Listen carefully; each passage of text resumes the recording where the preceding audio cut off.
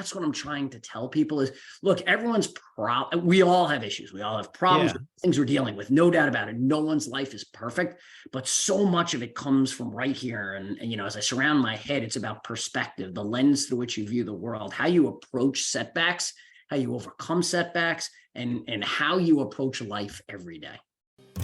What if the truth came in a gel cap and we could just pop it in our mouths and forget about it? Well, it doesn't, and we can't. But we can laugh in the face of reality while plotting our survival. Welcome to the Truth Tastes Funny podcast.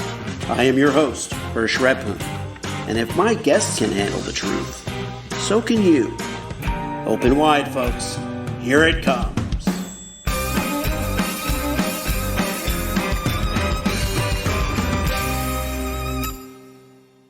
Today I'm speaking with Scott White on Truth Tastes Funny. Scott is the life's too short guy, the happiest guy you will ever meet, the king of positivity, positronics, and positively well suited to make us all happy here today. Scott, welcome to the show. Pleasure to be here. Thanks so much for the invite. It's great to have you. You definitely earned your chops on Wall Street. You had a long career in which people can relate to in terms of the day-to-day work you were doing. But how did you come to be the life's too short guy? So it evolved over the course of my life. I would say it's the moniker itself I'll get to in a minute, but the underlying philosophy is something that evolved. There wasn't a specific moment where all of a sudden I woke up one day and I'm like, whoa, life's too short. I'm the life is too short guy. It's a general attitude, an observation of life, a couple of experiences, there's no doubt. And I talk about those experiences in my book that set me on the path of, you know what, life's too short. Live in the moment, embrace today, enjoy life, smile, and make the most of it. The actual moniker itself, the name, the brand, the idea, came from an executive coach I was working with. His name is Kevin. And I was working with Kevin early on in COVID. I started to engage with him probably in, call it late 2020, early 2021. And in the first session that I met with him, I'd done a bunch of assessments, tests to understand what drives you, what motivates you, what inspires you. And the second session, he starts the call with literally like this. He's like, dude, you are Mr. Life is Too Short guy.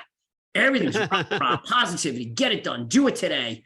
And I'm like, yeah, I guess so. I never really thought of it that way, but it's a good way to encapsulate it. Then that night I mentioned the idea, the concept, Mr. Life's Too Short guy to my wife. And she's like, yeah, I could see that. And then she's like, maybe that's the book you always wanted to write. And thus began the journey of writing the book that is today called The Life is Too Short Guy.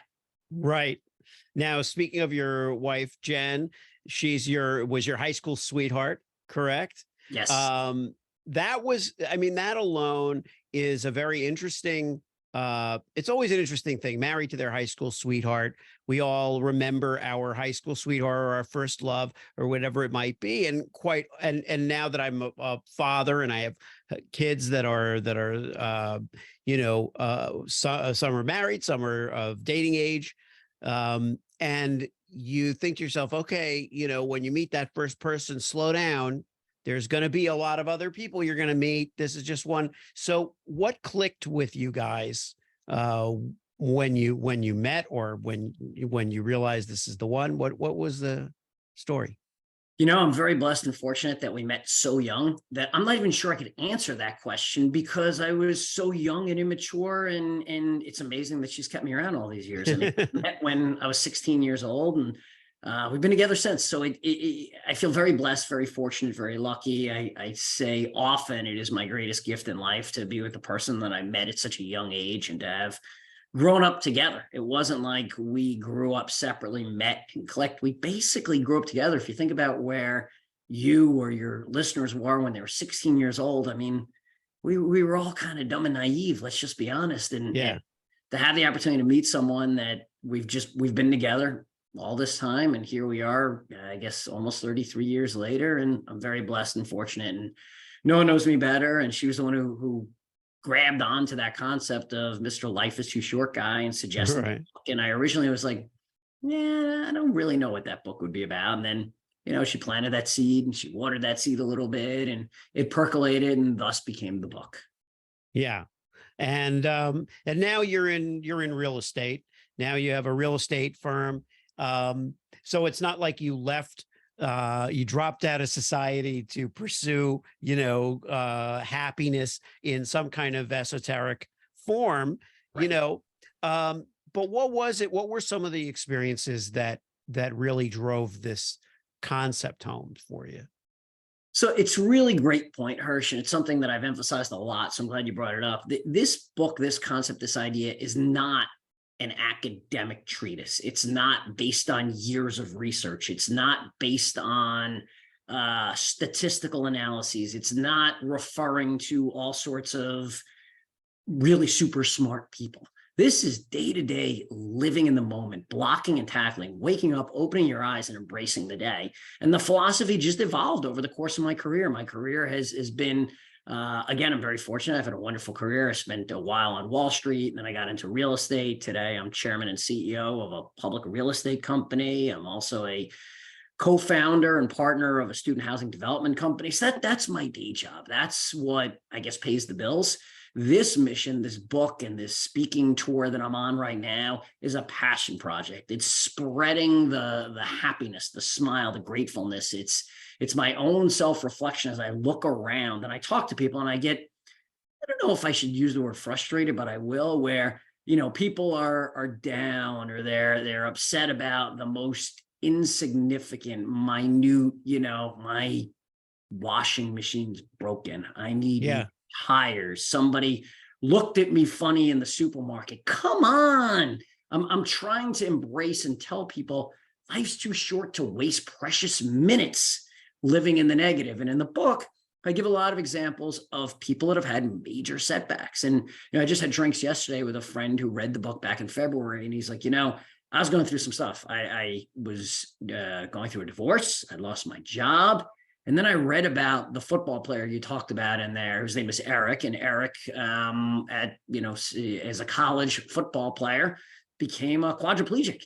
And Eric went on, he talks about in the book, and I mentioned this, that, right after the injury, he heard the doctor saying to his mother, Eric will never walk again. Eric will never eat solid foods again. Eric will never breathe again on his own. We kind of hope Eric makes it through the surgery.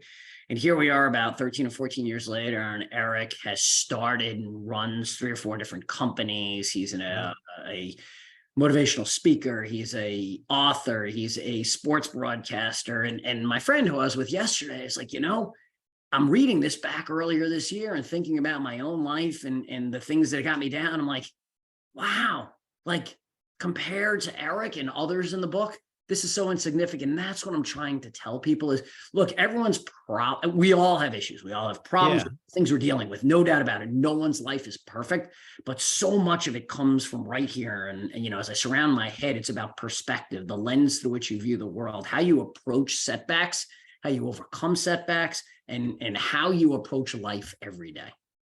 Were these attitudes about life something that was inherent in your upbringing? Was it part of your home life as a kid? Tell me about that. I learned it over time. I don't think there's a moment, if I think back, was I the happiest 8-year-old you'll ever meet? Probably not. In fact, I'm going to take out the word probably. I wasn't. I was an 8-year-old, right? And was I the happiest, most smiling college kid? Maybe. I don't know. It basically evolved over time. There's no doubt about it that I've generally had a super high energy, positive perspective on life. And then there were things that happened to me along my own path. And in the book, I talk about 4 major aha moments that I've grappled with that put that finer point on, wow, life's too short. And, I think about those 4 major moments for me. When I was 10 years old, my dad had a heart attack, and I watched him in the hospital. Then I watched him and observed him. He and my mother, this was the mid-1980s, flew across the country so he can get triple bypass surgery in the mid-1980s. And I realized then how close I was to losing him. And thankfully he survived. But there's no doubt when you were 10 years old and you cope with that, it wakes you up to, wow, life's too short. And then, I talk about also in the book, another major moment was 9/11. On September 11th, I was in downtown Manhattan. I walked by the World Trade Center about 20 to 30 minutes before the first plane hit. I was in a building about 6-7 blocks north of the World Trade Center. I heard the first explosion. I saw the second plane come down the Hudson River, bank on its side and crash into the building and explode. I saw the towers fall. And there's no doubt that had a meaningful impact on me at a particularly interesting time in my career as a very junior investment banker. And I was, hard charging, working 100 hours a week. There's nothing more important to me than climbing the corporate ladder. And then I watched that. And 14 months later, I had my first child. There's no doubt that had an impact on me.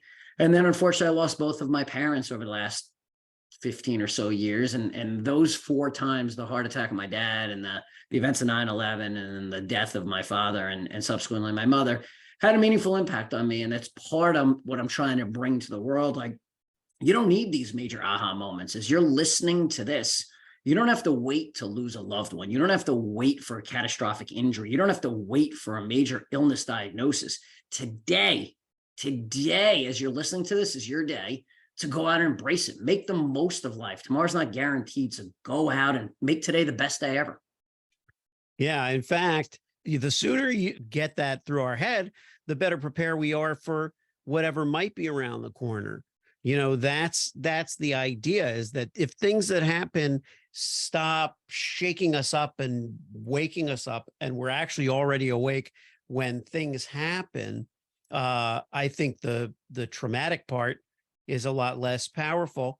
And, it makes me think of, something that it came up twice today. So that's why with 2 separate instances, inherited emotional baggage, generational trauma, things like that. And it came up in the context of, one, just unconscious blocks that, affect us in business.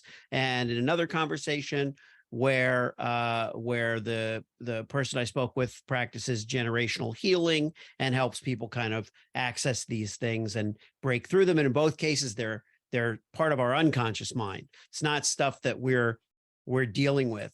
And so it's this ongoing battle between our conscious mind, where we say, oh, I'm going to be positive, I'm going to do this, and the unconscious mind, where we can't seem to convince that mind that these healthier things are good for us. Where our fears and all of our other stuff kind of just accumulates, and it could be from decades ago. So my point, or generations ago, my point was that, if we can at least course correct our attitude, then our children, grandchildren, and so on will benefit from that. That's my take. 100% agreed. 100% agreed. Yeah. Well said. So now what about work-life balance? So I like to say that I think it's a misnomer. I really do. I think that everyone sort of balances. I'm going to work certain hours. I'm going to balance, so to speak, family time, so on and so forth. And what I say to people is, and this isn't easy, by the way, this takes time, and not everyone has this ability today. But I just put out a newsletter where I encourage people to become freedom freaks. Freedom freak? Okay, what do you mean? Freedom freak, I mean, maniacally chase as much freedom as possible. Financial freedom, freedom of purpose, freedom of association, freedom of time, freedom of geography. Again, I realize this, you can't just snap your fingers like, all right, well, I have the wealth and I can work when I want, where I want, how I want. I got that.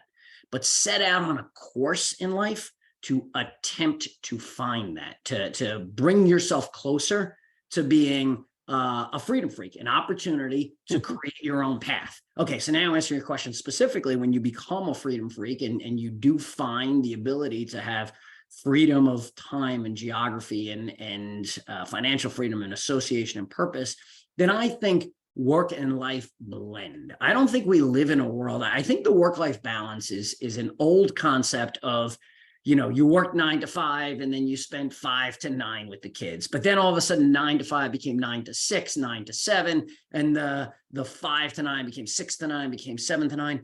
However, in today's world, in the post-pandemic world, which I think is amazing, for the record, I've been working remotely now for a decade. A lot of people, not everyone, a lot of people have greater flexibility to work where they want, when they want, how they want. So maybe you want to go see your kids play ball at 3:30, right? In the old work-life balance concept, well, 9 to 5 was the work day and 5 to 9 was the play day. All right, so you go watch the baseball game from 3:30 to 5:30, and then you go to dinner with the family, and maybe you work a little bit afterwards. If you love what you're doing, you chase your passions, they blend together even more, because to me, it's just an activity. It's almost like there's work as there's an inherent negative connotation in I'm either working or balancing life. Right. Why aren't you balancing life? And I'm throwing my hands in the air here deliberately to say it encompasses work, and it encompasses passions, and it encompasses your family, and it encompasses your exercise, and it encompasses your education, and whatever's important to you, blend them together. Don't segment them. Don't say, this sort of part of the day is for work. This part of the day is for life. We all live life. Make your work part of your life. Blend in the other things that are important to you. The concept that work and play are somehow diametrically opposed is a big challenge to get over, because it is so integral to my work, obviously, podcasting, brand building, improv games and all. This is all because play is so important, because the idea of fun is so important. And it took me, I don't know, like the first 10 years of my career to discover that it wasn't work on one side and play on the other, or even work on one side and my passions and artistic pursuits on another. It was a mishmash, sometimes very fortuitous, sometimes, just like you described. Sometimes it's just, okay, I'm going to sit down and play a game with my kids right now. That's all. And then I'm going to get up and then I'm going to run upstairs and do this call. And then I'm going to go back down and walk the dog. It's like, this is what makes us full people. And I think that one feeds the other. We get obsessive about something, but we also are able to pour ourselves into something else because we've gotten the fulfillment on this side. This is an example. This is my daughter, Samantha. That's wonderful. Hi, Samantha. How are you? Probably can't hear Scott because I'm going through the headphones here. You want to say hello? Hi, Samantha. How are you? I'm good. How are you? I'm wonderful. Are you having a great day? I love it. Look at that smile. You see, that's what it's all about. It's a beautiful smile. There isn't a segmentation or segregation. She's part of, if you define this as work. Look, I think to a certain degree, the historical norm, again, rewind, I don't know how long you want to rewind, you had a job. I just recently read a statistic that said that most people believe they have 3 to 4 jobs. Now, it depends on how you define a job, right? I mean, a job could very well be taking care of the kids. A job could very well be a role on a nonprofit board. As I said before, like I consider myself as having at least 3 distinct jobs. I am the chairman and CEO of a public real estate company. I am a partner and advisor to a student housing development company. And I'm the Life is Too Short guy. I wrote a book and I'm now touring the country doing speaking engagements, and I'm passionate about that. So for me, there's sort of 3 jobs. I don't know which side of if you were to say you have a scale with work-life balance, I'm not sure which side I put that on because it's all part of my life. Yeah. Yeah. And what I'm doing at this moment is what I'm doing. This is where I am. And why wouldn't I actually, and I do think about it. It's not like I'm so cavalier about and because I'm sitting here, this is where I do my work calls. This is where I do my client calls. So, my daughter doesn't know whether I'm doing a podcast or whether I'm doing a call for work, or whether there's one person that is my guest on this call, or whether there's 50 people and I'm in a mastermind or a group call or a big client call. She doesn't really know. She knows generally that it's okay to come in and say hi and, and politely ask for something, but that it's not, a free for all. Right. And, and I think that it always manages to work out. It just, I think if you're happy doing what you're doing, your kids and the people around you will pick up on that and Absolutely. hopefully carry that forward so that the lesson is, 20 years from now, she's doing something and she remembers, yeah, my dad used to welcome me into his office. It happens that it's at home, but I remember sitting in my dad's office. He was an attorney, and I remember sitting in his office in Miami Beach and, just enjoying soaking up the atmosphere and him being on work calls. And I thought it was cool. I didn't go and interrupt, but I know my memory is that my presence there was additive to my dad, that he got a kick out of it. He enjoyed it. Didn't happen all the time, but it was something we share. I think we should seize those moments. That's why I wanted to have you on. I felt the positronics, as I call it, is something that I feel we need more of. What I wanted to cover in our remaining moments together today is what predicated my starting Truth Tastes Funny, which is that the world is chaotic. The world is up and down and this way and that way. And so, and I'm sure that there's always been instability. There's always been horrific events. There's been, there have been different challenges that mankind has had to face.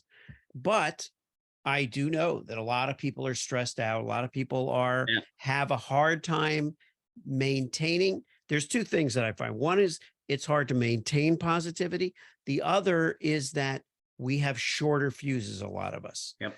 So the wild swirl of events around us has a more immediate access to our switchboard over here, where things can get to us. What would you say to people who are listening, who are tuned in because they're trying to do better in a world that's so chaotic and unstable and easily frustrating?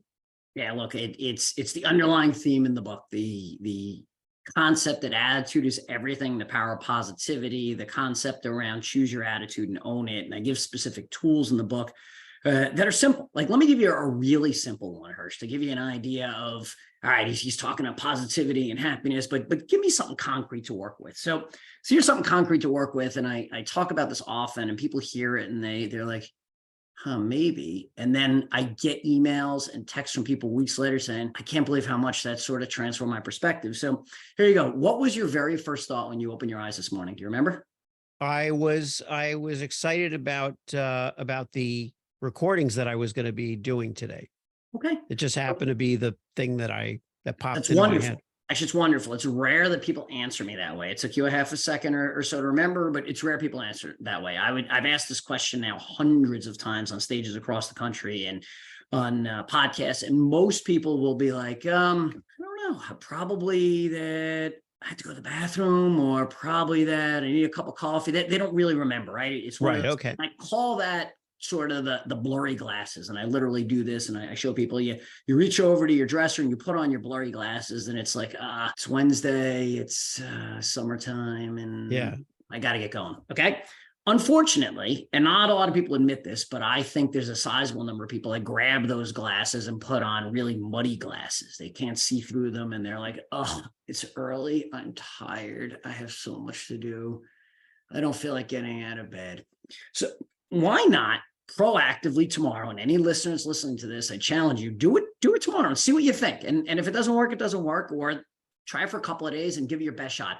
Reach over and grab those glasses and embrace. Because this morning when I woke up, it was about 6 a.m. The sun was shining. I could hear the birds chirping. I'm in bed next to the woman I love. I'm going to go out for a run. I have the opportunity to be on Hirsch's show, which I'm truly excited about. I have the opportunity to talk to, I had a call list of people I haven't spoken to in a while that I knew today I need to call this guy and this person and that person. I am now 10 seconds in the day. And think about how much positive energy I just shot through at you within 10 seconds, right? Yeah. So when you Henry Ford said, if you think you can and you think you can't, you're probably right. It's all about how you open your eyes, and literally tomorrow, proactively open your eyes and whatever you're happy for. My children are home. I'm going to have breakfast. There's daylight, right? So it's summer now and there's daylight. So I love that. I wake up and there's daylight. Or maybe you're listening to this in the middle of winter and you're like, it's nice that it's still dark out and I'm not getting hit by whatever is going on in your life. embrace it and start your day with that power of positivity. It sets the tone for the rest of the day. Now, look, no guarantees. You have that major, I love it. Life is great. You step out of bed, you twist and break your ankle. It happens, right? It happens. There's no guarantees in life. But why not set yourself on the roadmap to happiness as soon as you wake up? And I give so many more of those small, easy tips and tricks throughout the book. That's my mission. That's my goal, is to give people small adjustments. This isn't a change my whole life to live a better life. It's a wake up and smell the roses, so to speak. Wake up and realize that tomorrow's not guaranteed. Wake up and realize that anything can happen today, good, bad, or indifferent. So embrace this moment. Be grateful. I am super grateful that you reached out, Hirsch. You invited me to join you on the show. We had a wonderful conversation. It really made my day better, and I mean that sincerely. And I hope it makes your listeners' days better as well. Thanks so much for tuning into Truth Tastes Funny. If you enjoyed the experience, please leave a 5-star review and share this podcast with your friends.